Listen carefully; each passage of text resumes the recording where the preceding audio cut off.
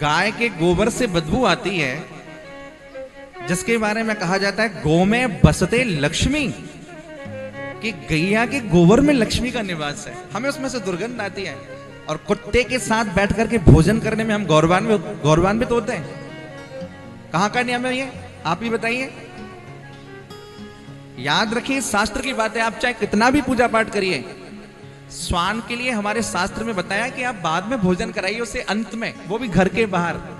आपने उसे घर के अंदर घुसा लिया, जिस बिस्तर पे आप सोए हुए हैं उसी पे आप उसको अपने साथ सुला रहे हैं, उसी के साथ बैठ करके भोजन कर रहे हैं। जितना भी पूजा पाठ धर्म कर्म सब कर रहे हैं, सब चौपट है, कोई फायदा नहीं उसका। इस शास्त्र की बात बता रहा हूं आपको। आजकल बहुत सारे लोगों को मैं देखता हूं, धर्म के पीछे लॉजिक ढूंढते हैं। कथा सुनने के पीछे क्या लॉजिक है, सूर्य नमस्कार के पीछे क्या लॉजिक है, तुलसी जी को जल देने के पीछे क्या लॉजिक है। अरे भाई, करके देखो ना, तब पता चलेगा। मैं आपसे ही पूछता हूं, आप बर्थडे सेलिब्रेट करते हो, केक काटते हो, मोमबत्ती बुझाते हो, कोई बता सकता है क्या लॉजिक है? कोई है लॉजिक? कोई उत्तर दे सकता है इस बात का? कोई लॉजिक नहीं है। और यदि हो तो मुझे बताइए। हमारा जितना भी आध्यात्मिक जगत है, प्रातः काल 4 बजे से लेकर के रात को 10 बजे तक, जब तक आप सोते हैं, आध्यात्मिक जितने भी हमारी तकनीकियां हैं, जितने भी हमारे भाव छुपे हुए हैं, उनका एक आध्यात्मिक उत्तर तो है ही, साइंटिफिक रीजन भी बहुत सारे हैं। अगर आप प्रातः काल सुबह जग कर के स्नान करने के बाद सूर्य नमस्कार करते हैं, भगवान सूर्य को जल देते हैं, तो हमारे यहां कहा जाता है कि जो भगवान सूर्य को नमस्कार करे, भगवान सूर्य को प्रणाम करे, भगवान सूर्य को जल दे, उसके जीवन से हमेशा शोक नष्ट हो जाता है, उसके जीवन में से हमेशा रोग खत्म हो जाता है। जो तुलसी जी का पत्र हाथ में लेकर के गंगा जल डाल करके उसका सेवन करे, उसे कैंसर जैसी भयानक बीमारी नहीं होती। ये साइंटिफिक रीजन है।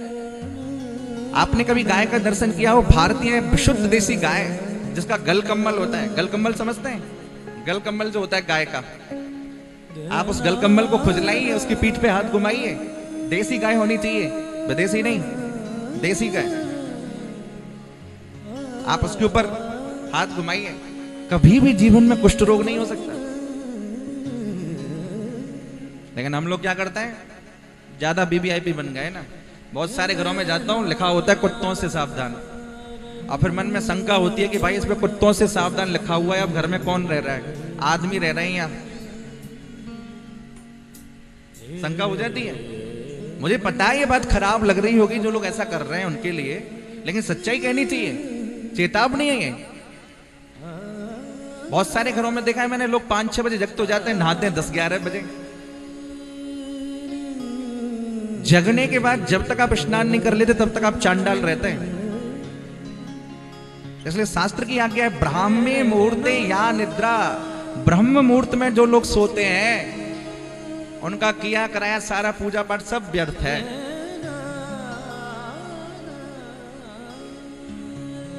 इसलिए ऐसा हो रहा है आजकल की आप युवा पीढ़ी को देख लीजिए, 30 साल 35 साल 40 साल के यंग जनरेशन के जितने बच्चे बच्चियां हैं, किसी को शुगर की बीमारी हो रही है, किसी को बीपी की बीमारी, सबको हो रहा है, आप देखिए। और आप पुराने लोगों को देखिए, आज भी स्वस्थ हैं वो। क्यों? क्योंकि वो हमारी पुरानी परंपरा से जुड़े हुए हैं, इसलिए। और रहा साइंस, मोबाइल ने सारा खत्म कर दिया। जो आदमी रात को 2-3 बजे सोएगा, कहां से जगेगा सुबह 5 बजे? 10-11 बजे आंखें खुलेंगी उसकी। जीवन को किस तरीके से जीना है, ये हमें कथा सिखाती है। अभी सब्सक्राइब करें हमारे YouTube चैनल ईश्वर टीवी को और देखिए वीडियोस सबसे पहले।